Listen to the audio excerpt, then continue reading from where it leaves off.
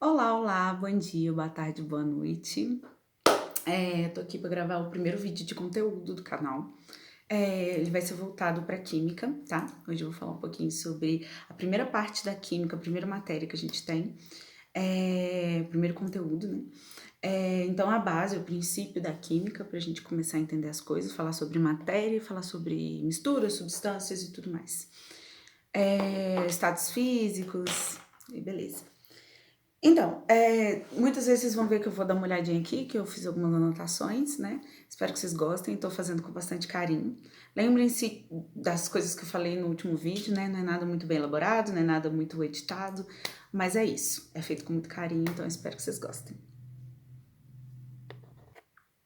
Então, se a gente iniciar, vamos iniciar definindo 4 conceitos, né? Dentro dessa questão da matéria e suas características. Então, 4 conceitos não, 5 conceitos, tá? Então, primeiro definindo o que é matéria, né? A matéria ela é tudo aquilo que possui massa e ocupa um certo volume, né? E aí a gente definindo massa e volume também, né? Massa é a quantidade de matéria, né? Então, a quantidade daquilo que a gente está analisando, e o volume é o espaço tridimensional que aquela matéria ela ocupa, tá? Então, além desses 3 conceitos, a gente consegue definir ainda mais 2 conceitos, que são relacionados principalmente à questão das misturas e substâncias, tá? Então, quando a gente fala um componente de um sistema, a gente está sempre falando de uma substância que está presente nesse sistema, e quando a gente fala sobre fase, a gente está falando de uma porção homogênea desse sistema. Então, quando você observa qualquer sistema que eu digo, por exemplo, eu tenho um becker e eu tenho algumas coisinhas lá dentro, tá? Algumas substâncias e alguns componentes, tá? Tudo que a gente vê que parece uma coisa só é uma fase, tá? Então vamos falar pelo assim, o início de tudo. Água, óleo e sal de cozinha, tá? Então quando eu pego o sal de cozinha e misturo na água, por mais que a gente tenha então 2 componentes, a gente tem somente uma fase, porque é aquilo que a gente observa, né? Isso a gente se atentando ao fato dele estar diluído, né? Dissolvido na água. Se ele estiver muito concentrado, ele vai começar a precipitar no fundinho e a gente vai então ver esse sal. A ideia aqui não é ver o sal de cozinha, tá?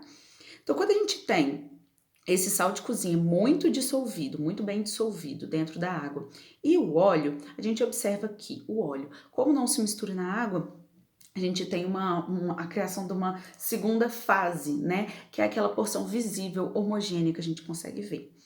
Falando em homogeneidade e heterogeneidade, a gente tem esses 2 conceitos que definem a porção, como que a gente consegue ver as coisas. Então, quando a gente fala que está homogêneo, é porque a gente consegue ver todas as partes daquele sistema, ou todas as partes daquela fase, de formas iguais. Então, se você pega uma amostra de um ladinho, vamos supor que eu tenho um copo tá? Com água e sal lá dentro, e você pode pegar uma amostra de baixo, né, desse copo, ou de cima, ou do lado, ou do meio, de qualquer lugar. E você sempre vai ter a mesma concentração, você sempre vai ter a mesma presença de substância. Então a gente fala que esse sistema ele está homogêneo.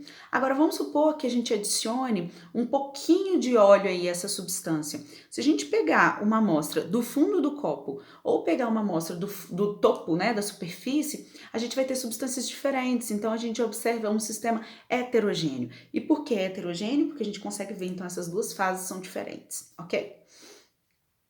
Falando então sobre os estados físicos da matéria, a gente vai ter principalmente sólido, líquido e gasoso. A gente tem interestados aí, mas a gente não vai se apegar a esses conceitos, vamos nos apegar nos 3 conceitos, nos 3 estados básicos da matéria, tá? Sólido, líquido e gasoso, eu gosto muito de começar explicando com relação à água, tá? Primeiramente que toda substância ela vai ter o seu ponto de fusão e o seu ponto de ebulição. O que é isso? É o ponto que ele passa de um estado para outro, tá? O ponto de fusão especificamente passa quando é a temperatura, né, na qual aquela determinada substância passa do estado sólido para o estado líquido.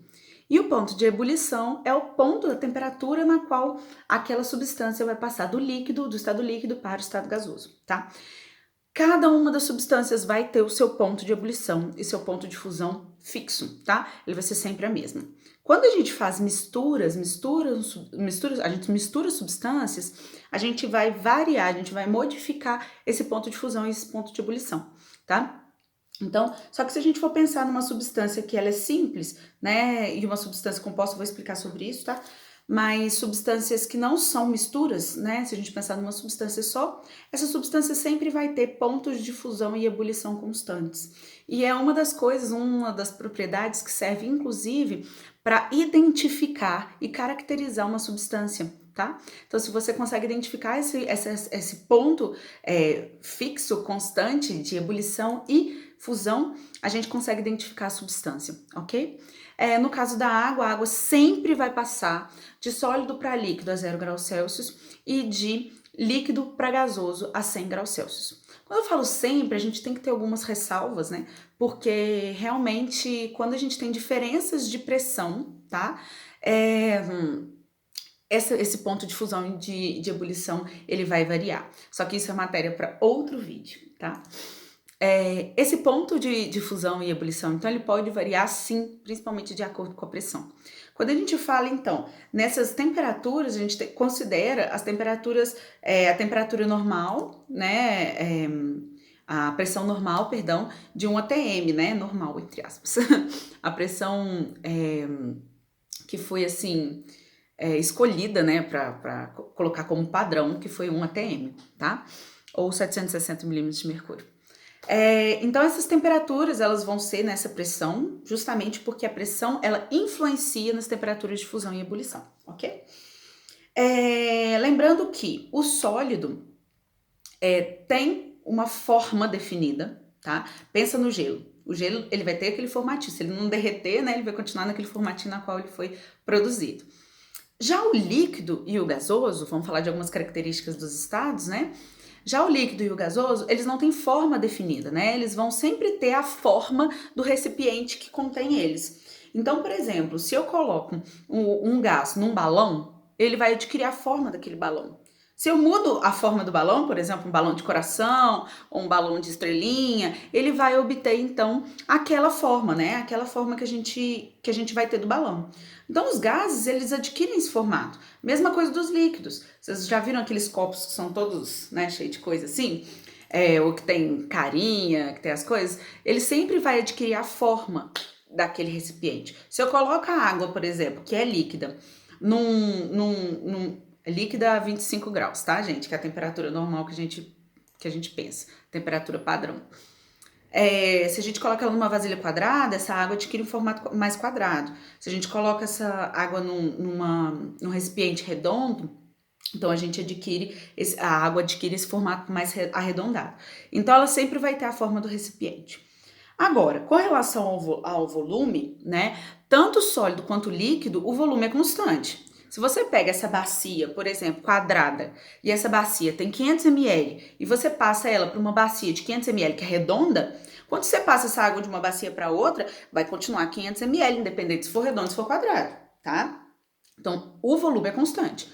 A mesma coisa acontece para sólidos, né? Se eu pego uma bolinha, né, por exemplo, uma bolinha de tênis, ela tem determinado volume, e por ela ser sólida, ela não vai variar aquele volume, né? Agora, já os gases, eles são sim variáveis. Na verdade, eles têm a tendência de ocupar o máximo de espaço que eles pudessem, que eles podem, né? Então, vamos supor que eu tenho um balão de gás e eu tenho uma câmara a vácuo, tá? Óbvio que isso é uma questão que a gente não tem, né? Mas vamos propor, assim, uma ideia aqui, né? Meio utópica. Vamos supor que eu tenho aqui uma câmara a vácuo e não tem nada dentro. Quando eu falo nada, gente, é nada mesmo. Não pode nem ter ar, porque ar é uma coisa, ar é matéria, ar tem volume, ar tem massa, tá? Então, quando eu falo nada, é nada mesmo. E aí eu pego um balão que tá cheio com os gases que saem da minha respiração, tá? Tem massa, ocupa volume, né? Tem volume. E aí, o que eu vou fazer? Eu vou pegar esse balão, que antes estava com formato de balão, formato arredondado, e vou jogar então nessa câmara que é quadrada. Essa câmara pode ser 20, 30 vezes maior do que o meu balão. Mas o ar que está ali dentro do balão, quando ele for colocado dentro dessa câmara, né, quando esse ar for colocado dentro dessa câmara, passar do balão para essa câmara, a gente vai ter sim, então, esse ar ocupando todo o espaço dessa câmara, tá? Então, quando a gente fala que o volume é variável, é porque os gases têm um alto poder de expansão e compressão, tá? Significa que eles podem ser expandidos ou, então, né, podem ter o seu volume aumentado, ou eles podem também ser compressíveis, né? Eles podem diminuir de tamanho, tá? Com relação à movimentação das moléculas, né? A gente tem que entender que as moléculas, as substâncias no geral, vamos falar principalmente no caso das moléculas, né? Elas têm movimentações. E quanto maior a temperatura de determinada substância, maior é a movimentação das suas moléculas, tá? Então, se a gente fala de sólidos, a gente está falando de moléculas que se movimentam muito pouco, principalmente fazendo o movimento de vibração. Então, elas vibram. E elas vibram porque elas possuem uma coisa que a gente chama de energia cinética, tá? Já no caso dos líquidos, a gente tem um pouquinho mais de movimento. Então, além de fazer essa vibração, ele pode, então, rotacionar, né? Que é fazer um movimento em torno de si mesmo e uns movimentos um pouco menos discretos. Agora, quando a gente fala das substâncias em estado gasoso, a gente tem que entender que elas têm muita energia cinética. Então, elas vão o quê? Ter muita movimentação. Além da vibração, da rotação, a gente tem também a translação. Ela tem um movimento naquela área a qual ela está ocupando, naquele espaço, naquele volume que ela está ocupando. Ela pode, então, se movimentar ali. Isso faz com que a gente tenha, né, diferentes formas, diferentes densidades, diferentes temperaturas, tá? Quanto mais alta a temperatura, maior a energia cinética, ok? Então, quando a gente fala na questão dos pontos de fusão, dos pontos de ebulição, a gente tem que primeiro entender essas questões de substância e mistura, né? Porque eles não vai ser da mesma forma. Uma água sendo levada, né, a outros estados físicos, ela não se comporta da mesma forma do que quando há a presença de um sal misturado, por exemplo, tá? Então a gente tem essas variações. Então isso eu deixo para a próxima aula. Sei que eu falo bem rapidinho, mas como tá gravado, vocês podem assistir quantas vezes vocês quiserem, parar esse vídeo. Minha ideia é que vocês assistam, então, em vídeos mais curtos, justamente para não pesar, né? Mas espero que vocês tenham gostado. Esse daqui é o início, né, do nosso conteúdo.